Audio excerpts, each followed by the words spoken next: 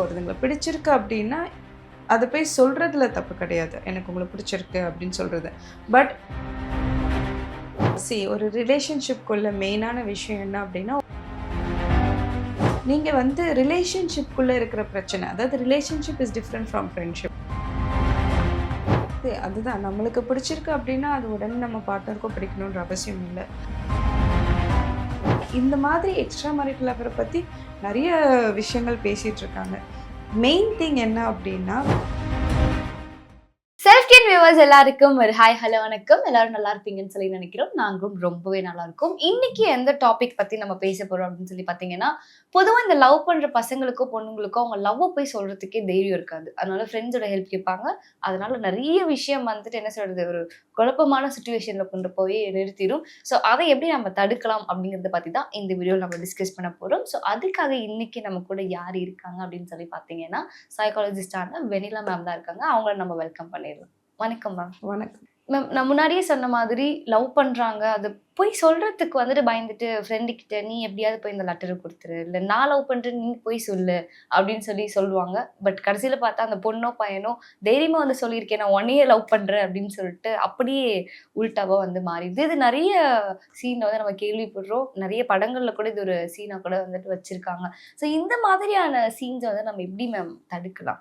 ஒரு அப்ரோச் பண்ணணும் அப்படின்னா, இப்போ எனக்கு உங்களை ரொம்ப பிடிச்சிருக்கு அப்படின்னு சொல்கிறத விட, நான் வந்து உங்களுடைய லைஃப் பார்ட்னராக இருக்க விரும்புகிறேன் அப்படின்னு சொல்கிறது அந்த காலத்துலேருந்தும் சரி இந்த காலத்து வரைக்குமே ஒரு ஹெசிடேஷன் கொண்டு வருது தான். ஆனால் இப்போ நீங்கள் சொல்கிற இந்த ஐ திங்க் இந்த கரண்ட் ஜென்ரேஷனில் பார்த்தீங்க அப்படின்னா, இந்த லெட்டர் கொடுக்குற விஷயங்கள்லாம் நம்மளுக்கு நிறைய அவுடேட்டடாக தான் இருக்குது.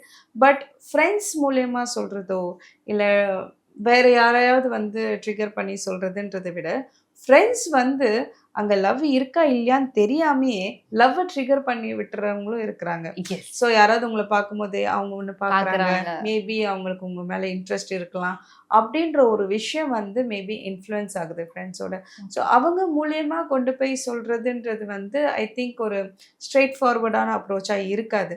உங்களுக்கு ஒருத்தங்களை பிடிச்சிருக்கு அப்படின்னா அதை போய் சொல்கிறதுல தப்பு கிடையாது, எனக்கு உங்களை பிடிச்சிருக்கு அப்படின்னு சொல்கிறது.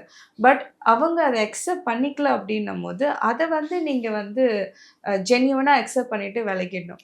அதை விலகாமல் இல்லை அது திருப்பியும் போய் ட்ரை பண்ணுறேன்னு சொல்லிட்டு அவங்கள திருப்பி போய் ஃபாலோ பண்ணுறது. சில பெண்கள் வந்து இந்த மாதிரி ஃபாலோ பண்ணும்போதோ திருப்பி பண்ணும்போதோ அது ரொம்ப வந்து இதுவாகவும் நினச்சிட்டு அதுக்கு ஃபாலோ ஆகுறவங்க இருக்காங்க. பட் ஆனால் வந்து அது என்ன ஆகிடும் அப்படின்னா, தேவையில்லாத ஒரு இம்ப்ரெஷன் கிரியேட் ஆகிடும். இந்த பர்சன் வந்து நிறைய பண்ணுவாங்க, விட மாட்டாங்க, அப்படியே பின்னாடியே வருவாங்க. ஸோ அந்த ஆப்போசிட் பர்சன் என்ன ஆகிடுதுன்னா, அவங்கள மீறி அவங்க ஒரிஜினாலிட்டியை தாண்டி ரொம்ப ப்ரெஷர் பண்ணி கொண்டு போய் அதை சொல்ல வேண்டிய சூழ்நிலை ஆகிடும். ஸோ இது அவங்க செல்ஃப்ல வந்து விலக்கி காட்டும்.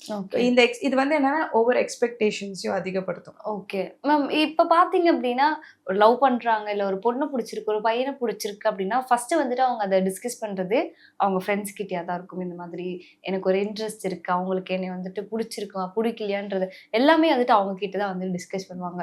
ஸோ இவங்க லவ் பற்றி இவங்க என்ன ஃபீல் பண்ணுறாங்க அப்படிங்கிறத பற்றி ஒரு ஃப்ரெண்டு கிட்ட டிஸ்கஸ் பண்ணும்போது அவங்க அதை எப்படி எடுத்துக்கணும், அவங்க எப்படி இப்போ அப்ரோச் பண்ணுறாங்க? ஸோ இப்போ ஒருத்தவங்க வந்து சொல்கிறாங்க அப்படின்னா இமீடியட்டாக வந்துட்டு அப்படியா சரி பார்க்கலாம் அப்படின்னு சொல்லிட்டு இவங்களும் வந்துட்டு என்ன பண்ணுறாங்கன்னா, அந்த பர்சனை பார்க்குறாங்க, அப்சர்வ் பண்ணுறாங்க, ஆமான்னு சொல்கிறாங்க. ஸோ சில டைம் ஃப்ரெண்ட்ஸ் என்ன பண்ணுறாங்க, கொஞ்சம் பில்டப்பாகவே பண்ணிடுறாங்க. ஓகே, அந்த பில்டப்பை பண்ணாமல் இருந்தால் கொஞ்சம் பெட்டர். ஏன் அப்படின்னா ஒரு ஃபால்ஸ் பிலீஃப், ஒரு ஃபால்ஸ் ஹோப் வந்து ஃப்ரெண்டுக்கு நீங்களே கொடுக்குற மாதிரி ஆகிடும்.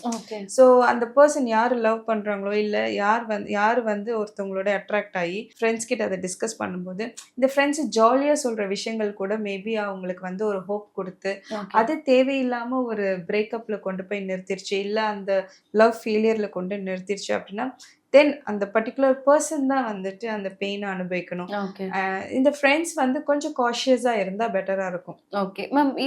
இது வந்துட்டு கொஞ்சம் எக்ஸ்டெண்ட் ஆகி வந்துட்டு நம்ம நிறைய என்னோட ஃப்ரெண்ட்ஸ் இதுலேயே வந்துட்டு பார்த்துருக்கேன். இப்போ லவ் பண்ணுவாங்க, இந்த மாதிரி ஃப்ரெண்ட்ஸோட ஷேர் பண்ணுவாங்க, 2 பேருக்குமே வந்துட்டு விருப்பம் இருக்கும், லவ் பண்ண ஸ்டார்ட் பண்ணிடுவாங்க. இப்போ அந்த லவ்ல ஏதாவது ஒரு பிரச்சனை வருது, இல்லை ஏதாவது வந்துட்டு ஒரு சண்டை வருது அப்படிங்கும் போது ஃப்ரெண்ட்ஸ் கிட்ட சொல்லுவாங்க, இல்லை ஆப்போசிட் ஃப்ரெண்ட்ஸ், அதாவது இப்போ ஒரு பையன் ஃப்ரெண்ட்ஸ் கிட்ட வந்துட்டு ஒரு பொண்ணு போய் சொல்ற மாதிரி, இந்த மாதிரி உங்க ஃப்ரெண்ட் இது மாதிரி பண்ணிட்டாங்கன்னா எனக்கு ரொம்ப கஷ்டமா இருக்கு. இல்ல ம். பையன் வந்துட்டு அந்த பொண்ணோட ஃப்ரெண்டு கிட்ட போய் இந்த மாதிரி அவ பண்ணிட்டா எனக்கு ரொம்ப ஹர்ட் ஆயிடுச்சு அப்படின்னு சொல்றது வந்துட்டு நிறைய இடத்துல நடக்குது. ஆமா. பட் இதுவே வந்துட்டு ஒரு பிரச்சனையா கடைசியில மாறிடுது. கண்டிப்பா. ஒரு ரிலேஷன்ஷிப்குள்ள மெயினான விஷயம் என்ன அப்டின்னா, ஒருத்தர் விட்டு குடுக்காம இருக்கணும் அப்டின்றது. ஓகே. ஒருத்தரோட வந்து ரெஸ்பெக்ட் குடுக்கணும் அப்டின்றது. ஃப்ரெண்ட்ஸ்ன்னும்போது நம்மள பத்தி அதிகமா தெரிஞ்சவங்க. ம். ரொம்ப நாள் நம்மளோட ட்ராவல் பண்றவங்க அப்டின்றபோது, நீங்க வந்து ரிலேஷன்ஷிப்குள்ள இருக்கிற பிரச்சனை. அதாவது relationship is different from friendship. Yes. ரிலேஷன்ஷிப்ல உங்களுக்கு வர பிரச்சனைய நீங்க ஒரு ஃப்ரெண்டு கிட்ட போய் சொல்லும்போது, அந்த ஃப்ரெண்டு வந்து என்னன்னா, இப்போ ஃபார் எக்ஸாம்பிள் என் ஃப்ரெண்டு கிட்ட சொல்றாங்க அப்டின்னா, அந்த ஃப்ரெண்டுக்கு என் மேல ஒரு ஒப்பீனியன் இருக்கும். என் மேல ஒரு மதிப்பு இருக்கும். என் மேல ஒரு அன்பு, கேர் இதெல்லாம் இருக்கும்போது, இந்த மாதிரி ஒரு அக்யூசேஷன் வருது. உங்க ஃப்ரெண்ட் இப்படி பண்ணிட்டாங்க. உங்ககிட்ட ஏன் இந்த மாதிரி நடந்துக்க இப்படிலாம் சொல்லும்போது, அந்த ஃப்ரெண்டுக்கு வந்து நம்ம ஃப்ரெண்டுக்கு பேசுறதா, இல்ல இல்ல அந்த அவங்களுக்கு. பெர்சனுக்கு பேசுறதா, நம்ம ஃப்ரெண்ட் அந்த மாதிரி கிடையாது. ஏன் இந்த மாதிரி நடந்துக்கணும்? எதனால இந்த மாதிரி அப்ரோச் பண்ணணும்னா என்னன்னா, அந்த ஃப்ரெண்ட் வந்து ஒரு நல்ல விதமா வந்து சொல்லும்போது, "உனக்கு தெரியாது. என்ன நடந்துச்சுன்னு தெரியுமா?" அப்படின்னு சொல்லிட்டு, அந்த ஃப்ரெண்ட்ஸுக்குள்ள ஒரு பிரச்சனை வரதுக்கான வாய்ப்புகளும் இருக்கு. அண்ட் அந்த ஃப்ரெண்ட்ஷிப்பே வந்து ஸ்பாயில் ஆகுறதுக்கும் வாய்ப்பு இருக்கு. எஸ். ரிலேஷன்ஷிப் இஷ்யூ அப்படின்னும்போது, ஃப்ரெண்ட்ஸோடைய சப்போர்ட் எடுத்துக்கிறதுல தப்புன்னு நான் சொல்ல மாட்டேன். பட் கம்ப்ளீட்டா போயிட்டு கம்ப்ளைண்ட் பாக்ஸா, அதாவது கம்ப்ளைண்ட்ட போய் சொல்ற ஒரு மெட்டீரியலா ஃப்ரெண்ட்ஸ யூஸ் பண்ணிக்க வேண்டாம். ஓகே. அது வந்து தேவையில்லாம என்ன ஆகும்னா, லேட்டர் இதுல எப்ப பார்த்தாலும் என் ஃப்ரெண்டு கிட்ட நீ வந்து சொல்றேன்னு சொல்லிட்டு, அதுவே ஒரு ரிலேஷன்ஷிப் பிரேக்குக்கு வந்து பெரிய ஒரு அ விஷயமா. மைனஸா போய் நின்னுடும். ஓகே. மேம் இன்னொரு சைட் பார்த்தீங்க அப்டின்னா, இப்ப என் பார்ட்னருக்கு இது ஒரு விஷயம் புடிச்சிருக்கு. இல்ல இந்த பர்ட்டிகுலர் பெர்சன் வந்துட்டு ஏதோ ஒரு ரீசன்னால புடிச்சிருக்கு. அது இனி ஆக்டர், பிளேயர் இல்ல ஒரு பெர்சன், ஒரு ஸ்டாஃப் யாரா வேணா இருக்கலாம். புடிச்சிருக்கு அப்டிங்கிறதுனாலயே, என் பார்ட்னருக்கு புடிச்சிருக்கனால நானும் அவங்கள அதே மாதிரி தான் வந்துட்டு பார்க்கணும். எனக்கும் புடிச்சிருக்கு அப்டின்னு சொல்லி அவங்க பார்க்கும்போது, எனக்கு புடிச்சிருக்கும்போது இவங்களுக்கு நம்மள தாண்டி இவங்கள புடிச்சிருக்கு அப்டின்னு சொல்லி நெறைய இஷ்யூஸ் வந்துட்டு நம்ம இப்ப கேள்விப்படுறோம். ஸோ இத எப்படி வந்துட்டு அவங்க அவாய்ட் பண்ணலாம் மேம்? அதுதான் நம்மளுக்கு பிடிச்சிருக்கு அப்டின்னா, அது உடனே நம்ம பார்ட்னருக்கும் பிடிக்கணுன்ற அவசியம் இல்ல. அது வந்து ஒரு லைக் மைண்டட் பீப்பிள்னா ஓகே. எனக்கும் பிடிச்சிருக்கும். அந்த லைட்டா என்ன 2 பேருக்கு ஒரே லைக்ஸ் இருக்கு அப்டின்னா, ஓகே. அது ஓகே. எனக்கு பிடிச்சது அவங்களுக்கு பிடிக்கணும், இல்ல என்ன விட அவங்களுக்கே அவங்கள பிடிச்சிருக்குன்ற அந்த ஒரு கான்செப்ட்குள்ள போறதே வந்துட்டு, it's like getting into their personal space மாதிரி தான். ஓகே. அவங்களுக்கு எல்லா இண்டிவிஜுவலுக்குமே ஒரு தனி லைக்ஸ் இருக்கும். தனி ஸ்பேஸ் இருக்கும். தனி ஃப்ரெண்ட்ஷிப் சர்க்கிள் இருக்கும். ஃபேமிலில அவங்க சின்ன வயசுலேருந்து வளர்ந்துட்டு வரும்போது, அவங்களுக்குன்ற தனி ஒரு இம்ப்ரஷன் கிரியேட் ஆயிருக்கும். ஒரு ஓகே. நியூ பெர்சன் உள்ள வந்து அத கம்ப்ளீட்டா வந்து டிஸ்டர்ப் பண்ற மாதிரி இருந்துச்சு அப்டின்னா, அந்த ரிலேஷன்ஷிப் வந்து ரொம்ப ஸ்ட்ராங்கா நிக்காது. ஓகே. ஸோ எப்படி இருக்கணும்னா, நான் வந்து ஒருத்தர விரும்புறேன், அந்த ரிலேஷன்ஷிப்குள்ள இருக்கிறேன் அப்டின்னா, அவங்களுடைய சர்க்கிள்ல முதல்ல நான் ரெஸ்பெக்ட் பண்ண ட்ரை பண்ணணும். ஓகே. அவங்களுடைய லைக்ஸையும் நான் வந்து அக்செப்ட் பண்ணிக்கணும். தட் டசன்ட் மீன் தட் அவருக்கு பிடிச்சது எனக்கு பிடிக்கணும்னு கிடையாது. அவருக்கு பிடிச்சது அவருக்கு பிடிச்சிருக்கு. பிடிச்சிருக்கு. அத நான் வந்து அக்ரி ரெஸ்பெக்ட் பண்ணிக்கணும். அதே பண்றேன். மாதிரி எனக்கு சில விஷயங்கள் பிடிக்கும்ன்றத எக்ஸ்பிரஸ் பண்ணி நம்ம வந்து ஒரு மியூச்சுவல் அண்டர்ஸ்டாண்டிங்குள்ள போகும்போது அந்த ரிலேஷன்ஷிப் பிரேக் இருக்காது. ஓகே. இன்னொன்னு ரொம்ப பிரஷர் பண்ற மாதிரி என்னுடைய ஆசைகள ஒருத்தவங்ககிட்ட நம்ம யாராவது அவங்க ஆசைய நமக்குள்ள திணிக்குச்சா நம்மளுக்கு எப்படி இருக்கும்? நம்மளால கஷ்டம். வந்து எனக்குன்னு ஒரு இண்டிவிஜுவாலிட்டி இல்ல. எனக்குன்னு ஒரு தாட் ப்ராசஸ் இருக்கு. எனக்குன்னு ஒரு ஆசை இருக்கு. அப்படின்றது வந்து ஒரு மாரி சாக்ரிஃபிஷியல் தாட் ப்ராசஸா கொண்டு போறாங்க. ஓகே. அப்படி கொண்டு போயிட்டு என்ன ஆயிடுதுன்னா, ஒரு காலகட்டத்தில அதுவே வந்து பேக் ஃபயர் ஆகுது. ஓகே. உனக்காக நான் இதெல்லாம் மாத்திக்கிட்டேன். உனக்காக நான் இதெல்லாம் செஞ்சேன். ஆனா நீ வந்து என்ன ரெஸ்பெக்ட் பண்ண மாட்டேங்கிற. எனக்கு முக்கியத்துவம் குடுக்க மாட்டேங்கிற. இது ஒரு பெரிய வந்து அ ஒரு பெரிய அந்த பிரேக்கப்க்கு ஒரு பெரிய ரீசன் ரூட் காஸா வந்து மாறிடுது. மாறிடுது. ஓகே. மேம் இன்னொரு இது சைட்ல பார்த்தீங்க அப்டின்னா, நீங்க சொன்ன மாதிரி ஒரு ரிலேஷன்ஷிப் அப்டின்னா, கண்டிப்பா விட்டு குடுத்து வந்து போணும். இப்போ உனக்கு இது பிடிக்கலையா? ஓகே. நான் அத வந்துட்டு பண்ணல அப்டின்னு சொல்லி, அவங்க அத விட்டு குடுக்குறாங்க. இல்ல ஓகே இந்த இனிஷியல் ஸ்டேஜ்ல இந்த ஹனிமூன் ஃபேஸ்ல வந்துட்டு, ஓகே நான் இது உனக்காக இது பண்றேன். இல்ல உனக்காக நான் இது வந்துட்டு விட்டுர்றேன் அப்டின்னு சொல்லி பண்றாங்க. இப்ப விட்டு குடுக்குறதுன்றது ஒரு பார்ட் அப்டின்னாலும், எவ்ளோ ஸ்டேஜ் வரையும் அவங்க விட்டு குடுத்துட்டே இருக்கலாம்?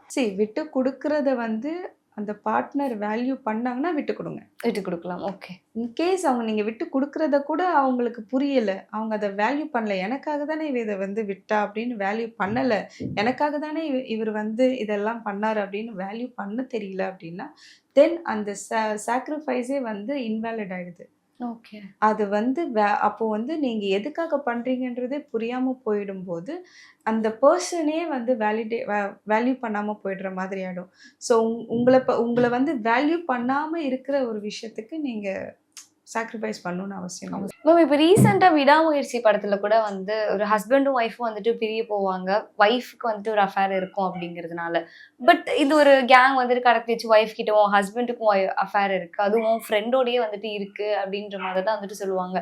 ஸோ இப்ப அஃபேர் அப்படிங்கிறதே வந்துட்டு இப்போ பெருசா வெளிய யார்கிட்டயும் வந்துட்டு சொல்ல வேண்டாம். இத அழிக்கலாம் அப்படின்னு சொல்லி ட்ரை பண்ணும்போது, ஒரு படத்திலேயே அதாவது ஒரு பெரிய ஒரு ஆர்டிஸ்ட் படத்திலேயே வந்துட்டு இந்த மாதிரி ஒரு விஷயங்கள பேசுறது வந்துட்டு எந்த அளவுக்கு நல்ல விஷயம்?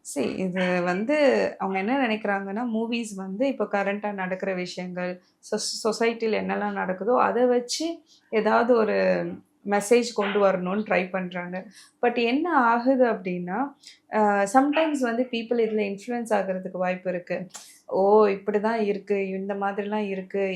இந்த மாதிரியும் பண்ணுவாங்க. பண்ணுவாங்க. அப்படின்ற ஒரு இது இருக்கு. ஸோ இது என்ன ஆகும்னா, நார்மலான இருக்க ரிலேஷன்ஷிப்ல ஒரு டவுட் ஃபேக்டர கிரியேட் பண்ற ஒரு வாய்ப்பு இருக்குது. என்ன இந்த மாதிரிலாம் நடக்குதா? அப்போ இந்த மாதிரி வந்து நம்ம ஒய்ஃபோ இல்ல நம்ம ஹஸ்பண்டோ ஹஸ்பண்ட் பண்றதுக்கு வாய்ப்பு இருக்கு அப்படின்ற மாதிரி இருக்கு. ஆனா இந்த மாதிரி எக்ஸ்ட்ரா மேரிட்டல் அஃபேர பத்தி நெறைய விஷயங்கள் பேசிட்டு இருக்காங்க. மெயின் திங் என்ன அப்படின்னா, அந்த டிரான்ஸ்பரன்ட்டா இருக்கேன் அப்படின்ற பேர்ல எல்லாத்தையும் சொல்லணுன்ற அவசியம் கிடையாது. அதாவது கிடையாது. ஓகே. நான் சொல்றதெல்லாம் எல்லாம் நான் காலையிலேருந்து என்ன பண்றேன் அப்படின்றத கம்ப்ளீட்டா என் ஹஸ்பண்டுக்கு தெரிஞ்சா தான் அது ஒரு ட்ரஸ்ட்ஃபுல்லான ஒரு லைஃப் அப்படின்றது கிடையாது. கிடையாது. ஹஸ்பண்ட் இருக்கிறாரு. அவரு அவங்களோட பேசலனாலும், இல்ல ஏதோ ஒரு ஸ்ட்ரெஸ்ஃபுல்லான ஜாப் பார்த்துட்டு இருக்காங்க.